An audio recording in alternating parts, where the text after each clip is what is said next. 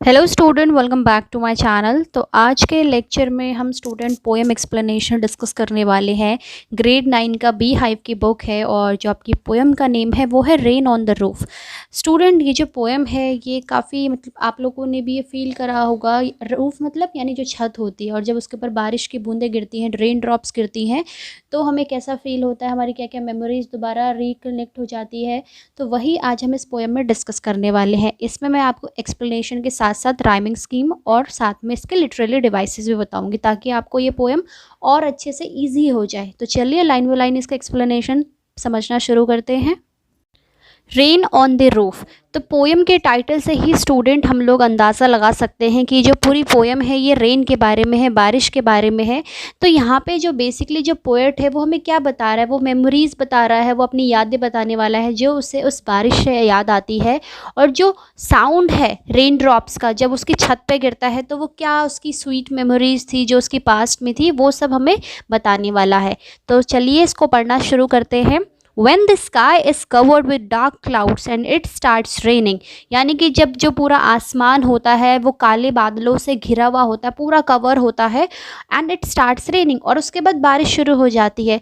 Have you ever listened to the patter of soft rain on the roof? क्या आपने कभी सुना है वो जो साउंड आता है? स्टूडेंट, पैटर का मतलब होता है आपका यहाँ पे साउंड को कहा गया है, यानी जो साउंड होता है रेन ड्रॉप्स का जो आपके रूफ पे गिरता है उसे पैटर बोला गया है। तो क्या आपने वो साउंड कभी फील करा है, सुना है अच्छे से? What thought flashed through your mind as you heard this melody of nature? तो आपके दिमाग में क्या थॉट्स आने लग जाते हैं जब भी आप इस मेलोडी, यानी मेलोडी यहाँ पे उस साउंड की बात कही है जो रेन ड्रॉप्स गिर रहा है आपके रूफ के ऊपर। Read the poem to find out what the poet dreamed of while listening to the rain. तो वही अब आपको पोएम पढ़ के बताना है, आपको फील होगा कि क्या पोएट ने ड्रीम करा था, क्या उसे लग रहा था जब भी वो बारिश की रेन ड्रॉप्स की बात करें, तो उनको जब वो सुनता था तो वो क्या ड्रीम करता था। When the humid shadows hover over all the starry spheres, and the melancholy darkness gently weeps in rainy tears, what a bliss to press the pillow of a cottage chamber bed and lie listening to the patter of the soft rain overhead. तो चलिए पहले मैं आपको student इसमें word भी साथ साथ में बताती रहूँगी, इनके मीनिंग्स भी। तो स्टार्टिंग लाइंस देखते हैं कि when the humid shadows hover. Humid का मतलब होता है स्टूडेंट कि something which is full of moisture, जो मॉइस्चर होता है। और होवर मतलब होता है आपका मूव अराउंड समथिंग, यानी कि मंडराना, जो कुछ चीज़ मंडराती है। तो यहाँ पे ह्यूमिड एक तरीके से बात करी जा रही है, वो जो काले बादल हैं यहाँ पे उनको डार्क क्लाउड्स, ह्यूमिड शेडोज, या जो ह्यूमिड शेडो आपका वर्ड दिया है इसको यहाँ पे रेफर किया गया है। जो आपके डार्क क्लाउड्स है, जो फुल ऑफ वाटर हैं, वो क्या कर रहे हैं, वो होवर कर रहे हैं, इधर से उधर होवर हो रहे हैं।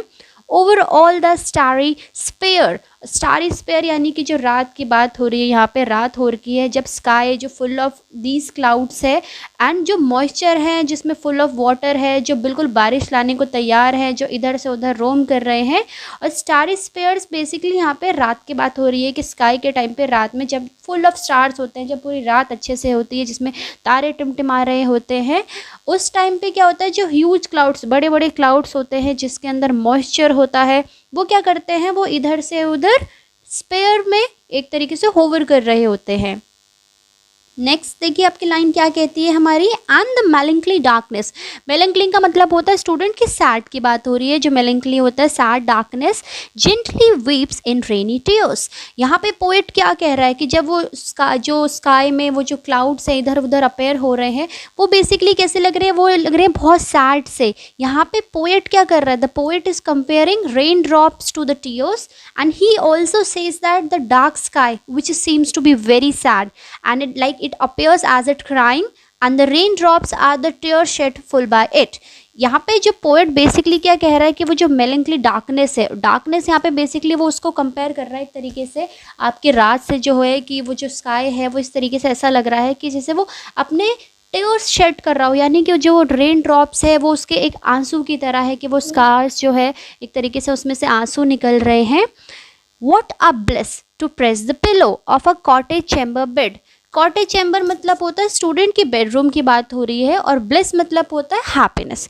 तो यहाँ पे पोएट उसके साथ और क्या ऐड कर रहा है कि that it's like a blessing to lie on the bed on his room. यहाँ पे पोएट बोल रहा है कि ये लाइक ब्लेसिंग है कि मैं अपने बेड पे लेटा हुआ हूँ बिल्कुल अच्छे से, और क्या कर रहा हूँ, and lie listening to the patter of the soft rain overhead.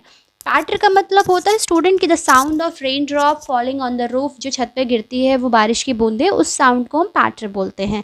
तो यहाँ पे वो और क्या कह रहा है कि वो बिल्कुल लेटा हुआ है बिल्कुल आराम से, एक ब्लेसिंग की तरह है, और वो क्या कर रहा है, he is listening to the sound which is made by the rain drops falling on the roof. वो साउंड फील कर रहा है, वो साउंड वो सुन रहा है जो कहाँ से गिर रहा है, जो उसकी छत पे गिर रहा है। तो फर्स्ट स्टेंजा में हमने बेसिकली एक तरीके से क्या पढ़ा, यहाँ पे एक पोएट क्या कहता है कि जो ह्यूमिड शेडो है, यानी जो होवर है, यानी ह्यूमिड शेडो, यहाँ पे डार्क क्लाउड्स को रेफर करा है जो फुल ऑफ वाटर है। And he is also saying that when the sky is full of these clouds which are moisture, they have full of water and they are about to bring the rain to such in the sky and over all the starry spheres यहाँ पे refer करा है उस sky को, वो जो रात में जिसमें फुल ऑफ स्टार्स होते हैं, बड़े बड़े से बादल आते हैं, और वो जब वो बारिश होती है तो वैसा लगता है कि जो स्टार है वो रो रहा है।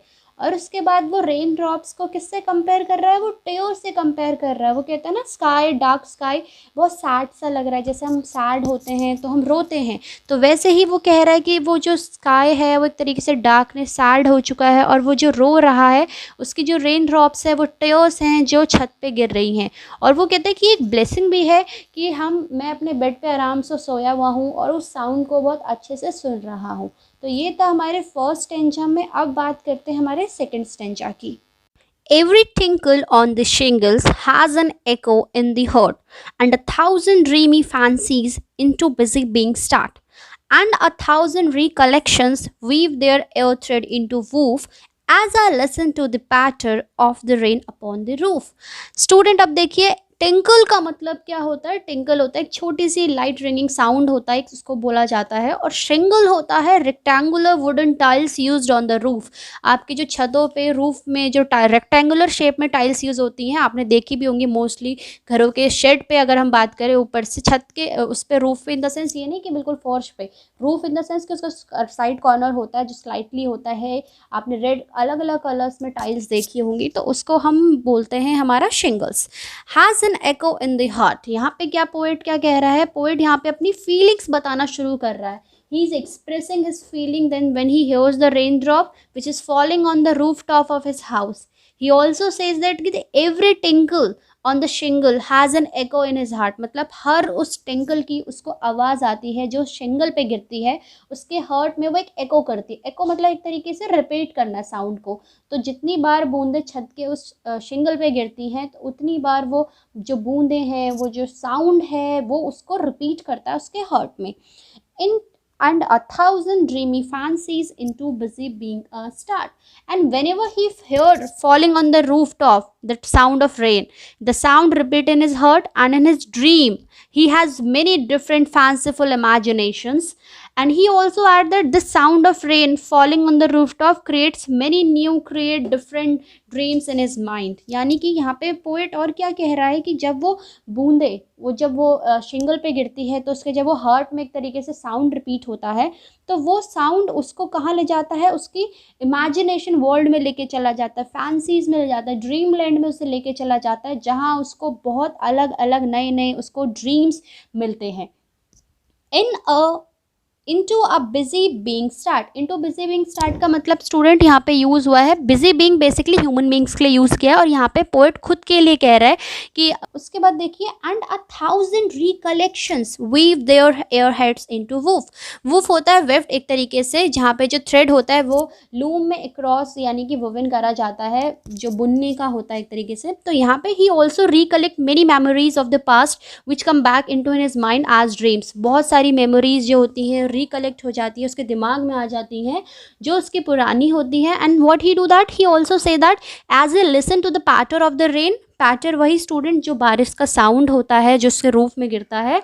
ही what the rain upon the roof. He has many new dreams in his mind and he memorized of his past, which is a form of a now dreams. यानी कि वो जितनी भी उसको यादें आ रही हैं वो अब एक सपने की तरह है, वो उसका लाइक यहाँ पे ड्रीम की तरह बात कर रहे हैं, क्योंकि वो एक सपना ही बन चुका है, क्योंकि वो तो गुजर चुकी हैं वो यादें। तो यहाँ पे वो मेमोरीज़ को एक तरीके से अपने ड्रीम्स में कन्वर्ट कर रहा है कि जो भी वो पुरानी यादें उसकी थी वो सब उसे वापस याद आ जाती है। जैसे वुवन होता है, उसमें स्पिनिंग होती है, तो जैसे वो बुनती है ना धागे, तो वैसे उसकी सारी यादें उसको रिकलेक्ट हो जा रही हैं। जैसा वो साउंड आता है पैटर का, और वैसे ही उसमें उसको सारा कुछ याद आना शुरू हो जाता है जब उसकी वो रेन छत पे गिरना शुरू होती है उसके शिंगल्स पे। Now in memory comes my mother, as she used in years agone, to regard the darling dreamers ere she left them until the dawn. Oh, I feel her fond look on me as I listen to this refrain, which is played upon the shingles by the patter of the rain. अब देखिए student, ये third stanza है आपका, इसमें basically poet क्या अपनी mother की memories को रिकॉल कर रहा है। यहाँ पे कुछ वर्ड्स दिए हैं, देखिए चलिए उन्हें डिस्कस करते हैं। पहले now in memory comes my mother, अब याद जो उसकी मेमोरी आने वाली है, यहाँ पे वो इंट्रोड्यूस कर रहा है अपनी मदर को, that he say that he is dreaming of his mother and she used in years agone. Agone मतलब होता है जा चुकी, कुछ सालों पहले, और शी यहाँ पे जो है वो मदर के लिए यूज़ किया गया है। To regard the darling dreamers ere she left them till the dawn. Ere मतलब होता है, पहले यूज़ करा जाता था, बिफोर को बोला जाता था एरे वर्ड, और डॉन मतलब होता है डे ब्रेक यानी फर्स्ट लाइट की अगर हम बात करें तो यहाँ पे इस स्टेंजा में बेसिकली पोएट क्या कह रहा है इन लाइन्स में, कि यहाँ पे पोएट जो है वो बेसिकली अपनी मदर को इंट्रोड्यूस कर रहा है। And what he also do that, he also say that he is dreaming of his mother as it told that in the previous stanza the rain brings the memory of the past and it is the memory of the mother who is no longer alive. Second line से हमें ये पता चल रहा है कि जब उसकी मदर है वो अभी ज़िंदा नहीं है। And in the past what she do that she use to love him a lot, वो उसे बहुत ज़्यादा प्यार करती थी, वो उसे डार्लिंग, यहाँ पे जो वर्ड यूज़ करा है वो यहाँ पे पोएट के लिए कंसिडर्ड करा गया है कि जो उसकी मदर थी वो उसे कैसे कंसिडर करती थी, वो एज अ डार्लिंग कंसिडर करती थी। And she would let him sleep till the day break and have sweet dreams, यानी कि जब तक वो उठ नहीं जाता था उसे बिल्कुल डिस्टर्ब खुद से नहीं करती थी, उसे सपने देखने देती थी, बिल्कुल भी उसे कुछ डिस्टर्ब नहीं करती थी। Oh, I feel her fond look on me as I listen to this refrain. List का मतलब स्टूडेंट यहाँ पे पहले लिसन को बोला जाता था, तो आप लिस्ट को लिस्ट ना पढ़े, आप लिसन करके उसे रीड आउट करें कि oh I feel her fond look on me, means यहाँ पे पोएट क्या कह रहा है कि that poet can still feel that his mother is at looking at him as he listen to the songs which is made by the rain drops falling on the roof top of his room. तो यहाँ पे poet अभी भी अपनी mother को feel कर रहा है जैसे कि वो उसे देख रही होगी, जब वो स्टार्टिंग पुराने दिनों की याद करता है। अभी ऊपर पढ़ा था हमने पास्ट मेमोरीज़ की बात जब वो कर रहा था, तो उसको अभी भी वो फील होता है कि जो उसकी मदर है वो उसे देख रही है, उसे बिल्कुल प्यार से सुला रही है। Which is played upon on the shingles by the patter of the rain. और रिफ्रेन का मतलब स्टूडेंट यहाँ पे एक साउंड रिपीटेशन के लिए यूज़ किया गया है। तो यहाँ पे वो जो बारिश है, बूंदे हैं, रेन ड्रॉप्स, उनको यहाँ पे एक तरीके से क्या किया गया है, उसको एक साउंड क्रिएट किया गया है, उसको यहाँ पे रिफ्रेन बोला गया है। जो बारिश की बूंदें गिर रही है, विच इज़ प्लेड, जो शिंगल्स के ऊपर गिर रही है, by the patter of the rain, यानी कि वही जो बारिश की बूंदें हैं। सो बेसिकली यहाँ पे the sound of the rain which is makes him correlate his past and his present, that is why the poet is moved by the sound of the raindrops in the shingles of his room, and whenever he hears the sound it brings back of the memories of the past and he is reminded of his mother. So basically third stanza में वो अपनी mother के बारे में ही बात कर रहा है कि कैसे उसकी मदर उसे प्यार से सुलाती थी और कैसे वो बारिश की जो बूंदें हैं वो उसको उसकी मदर की याद दिला रहा है। तो ये तो था आपका स्टेंजा वाइज एक्सप्लेनेशन जो पोएम लिखी है कोटस काइनी ने। अब हम बात करते हैं आपके इसमें जो हमारे लिटरेरी डिवाइसेस यूज़ हुए हैं, राइमिंग स्कीम पूरा A to Z हमारे स्टेंजा वाइज। तो स्टेंजा 1 को लेके चलते हैं, उसमें मैं आपको साथ साथ में राइमिंग स्कीम भी बताऊंगी इसकी, और साथ में हमारी जो भी पोएटिक डिवाइसेस यूज़ हुई हैं वो भी मैं आपको इंट्रोड्यूस कराऊंगी। चलिए पहले राइमिंग स्कीम की बात करते हैं, यानी हमारा जो लास्ट लेटर होता है उसके हिसाब से हम चेक करते हैं हमारा जो लास्ट का शब्द है उसके लेटर के हिसाब से। तो देखिए पहला तो होवर है, तो इसमें तो डायरेक्टली आपका ए आने वाला है। फिर है आपका over all the starry spheres, spheres और होवर दोनों ही अलग अलग है, तो यहाँ पे आपका बी आ जाएगा। फिर थर्ड वर्ड है आपका डार्कनेस, डार्कनेस ना तो होवर से मैच कर रहा है ना स्पेयर से मैच कर रहा है, तो सी आ जाएगा। अब है नेक्स्ट टीयर्स, अब टीयर्स होवर से मैच कर रहा है नहीं, स्पेयर्स से मैच कर रहा है, डार्कनेस से नहीं कर रहा है, तो यहाँ पे आपका बी हो जाएगा। यानी राइमिंग स्कीम हो रही है अभी तक A B C B. Next देखिए पिलो, पिलो पूरा ही अलग है, ऊपर किसी भी वर्ड से मैच नहीं कर रहा है, मैच हम हमेशा लास्ट वर्ड से ही देखते हैं, तो यहाँ पे हो जाएगा आपका डी। फिर है बेड, बेड भी ऊपर किसी से मैच नहीं कर रहा है, ना होवर, ना डार्कनेस, ना टीयर, ना स्पेयर, ना पिलो, तो यहाँ पे हो जाएगा ई। फिर है पैटर, पैटर भी किसी से मैच नहीं हो रहा, होवर से नहीं हो रहा एक तरीके से, ना स्पेयर, ना डार्कनेस, टीयर्स, पिलो, बेड नहीं साउंड कर रहा है, तो पैटर वाला वर्ड भी आपका एफ में कंसिडर करा जाएगा। अब लास्ट है आपका ओवरहेड, तो यहाँ पे हम देखेंगे ना तो होवर से मैच है, ना स्पेयर, ना डार्कनेस, ना टीयर, ना पिलो, ना पैटर, बस किससे मैच थोड़ा साउंड आ रहा है उसका, बेड से। ओवरहेड और बेड, एड एड वाला एक तरीके से साउंड इसमें दे रहा है हमें, तो यहाँ पे हो जाएगा आपका रिपीटेशन ई का। तो हमारा क्या राइमिंग स्कीम बनती है, हमारी बनती है A B C B D E F E. अब बात करते हैं हम इसके लिटरेरी डिवाइसेस की। तो पहले देखिए सबसे पहला जो इसमें यूज़ हुआ है वो है हमारा एलिट्रेशन। स्टूडेंट एलिट्रेशन क्या होता है, the repetition of the consonant sound in 2 और मोर कॉन्जिक्यूटिव वर्ड्स, यानी जो कॉन्सोनेंट साउंड होता है उसका लगातार रिपीट होना, जब 2 कॉन्सोनेंट साउंड एक साथ एक तरीके से रिपीट होते हैं। जैसे इसमें आपको क्या दिया, ह्यूमिड और होवर। ह्यूमिड में आपका कौन सा साउंड रिपीट हो रहा है, ह का साउंड रिपीट हो रहा है, एच एच। कंसेक्यूटिव वर्ड का मतलब होता है लगातार जो शब्द एक तरीके से आ रहे होते हैं, जिसमें थोड़ा सा ही गैप होता है, ज़्यादा भी नहीं अगर हम बात करें तो। सेकंड देखिए क्या दिया है, स्टारी स्पेयर, स का साउंड आ रहा है। प्रेस पिलो, प का साउंड आ रहा है यहाँ पे। और लाई लिसनिंग में ला का साउंड आ रहा है। तो यहाँ पे जो एल एच एस पी ये 4 लेटर्स हैं, इनका रिपीटेशन हो रहा है कॉन्सोनेंट साउंड्स में, तो यहाँ पे आपका पहला जो यूज़ हुआ है वो हुआ है एलिट्रेशन। सेकंड देखिए, सेकंड इसमें क्या दिया है, सेकंड है आपका ओनोमेटोपिया। ओनोमेटोपिया क्या होता है student, the use of the sound words to create a dramatic effect and auditory image, यानी कि जो आपके बिल्कुल दिमाग में साउंड यूज करा जाता है इफेक्ट्स डालने के लिए, तो यहाँ पे साउंड वर्ड्स को ओनोमेटोपिया बोलते हैं। और यहाँ पे जो आपका यूज हुआ है वो हुआ है पैटर्न। पैटर्न मैंने आपको बताया था ना, साउंड आता है जो रूफ में जब बारिश गिरती है तो उस साउंड को हम पैटर बोलते हैं, जब रेन ड्रॉप्स आपकी गिर रही होती हैं। So patter is the sound word and it is the sound which is made by the rain drop which falling on the rooftop। Third ये देखिए क्या है स्टूडेंट, यहाँ पे दिया है पर्सोनिफिकेशन। पर्सोनिफिकेशन का मतलब क्या होता है, हिंदी में हम इसे क्या कहते हैं, मानवीयकरण। मतलब जब हम किसी नॉन लिविंग थिंग को एक ह्यूमन बीइंग की क्वालिटी दे देते हैं। So means which is treating a non living being thing into a living being. सो यहाँ पे क्या पर्सोनिफाई किया, यहाँ पे पर्सोनिफाई किया है आपका डार्कनेस। डार्कनेस को पर्सोनिफाई किया है कि जैसे वो सैड होता है, तो यहाँ पे आपका पर्सोनिफिकेशन यूज हुआ है। फोर्थ है स्टूडेंट ट्रांसफर्ड एपिथेट। इसका मतलब होता है use of an adjective with a noun when it refers to another noun, यानी कि जब एक एडजेक्टिव यूज करा जाता है एक नाउन के साथ और वो किसी दूसरे नाउन को रेफर करता है। कैसे, यहाँ पे जो मेलंकली डार्कनेस है, तो यहाँ पे जो डार्कनेस है वो तो मेलंकली नहीं हो सकती, लेकिन वो किसको रेफर की गई है, वो सैड पीपल को रेफर की गई है। अब बात करते हैं स्टूडेंट सेकंड स्टेंजा की। तो सेकंड स्टेंजा में सबसे पहला जो यूज़ हुआ है वो हुआ है एलिट्रेशन। एलिट्रेशन मैंने अभी आपको बताया था, जो रिपीटेशन होता है कॉन्सोनेंट साउंड्स का इन 2 और मोर कॉन्जिक्यूटिव वर्ड्स। तो यहाँ पे सबसे पहले देखिए क्या दिया है, बिजी बीइंग, ब का साउंड रिपीट हुआ है।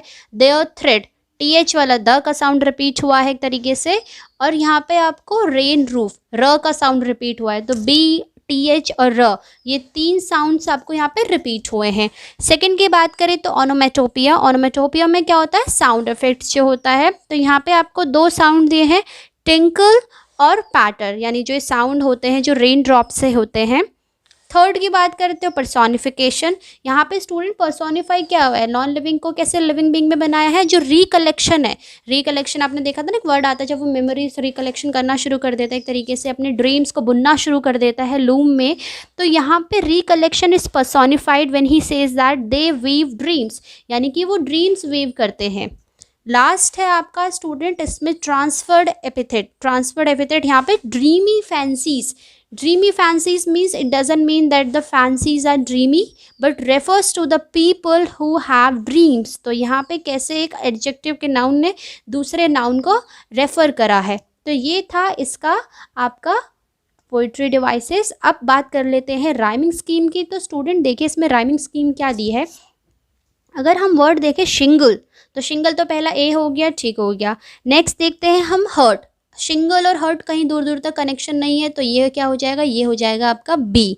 नेक्स्ट क्या दिया है, फैंसीज, ना तो सिंगल से मैच कर रही है ना हर्ट से मैच कर रही है, तो ये क्या हो जाएगा आपका, ये हो जाएगा सी। अब बात करते हैं नेक्स्ट स्टार्ट। स्टार्ट में अर्ट आ रहा है, एक तरीके से सिंगल से मैच हो रहा नहीं हो रहा, फैंसी से मैच हो रहा नहीं हो रहा, लेकिन किससे मैच हो रहा, हर्ट से, तो ये वापस हो जाएगा बी। यानी कि जो वर्ड का साउंड आपको रिपीट लग रहा है आप उस लेटर को रिपीट कर देंगे। नेक्स्ट क्या है, रिकलेक्शन। रिकलेक्शन एक नया हो गया, तो यहाँ पे क्या हो जाएगा, डी।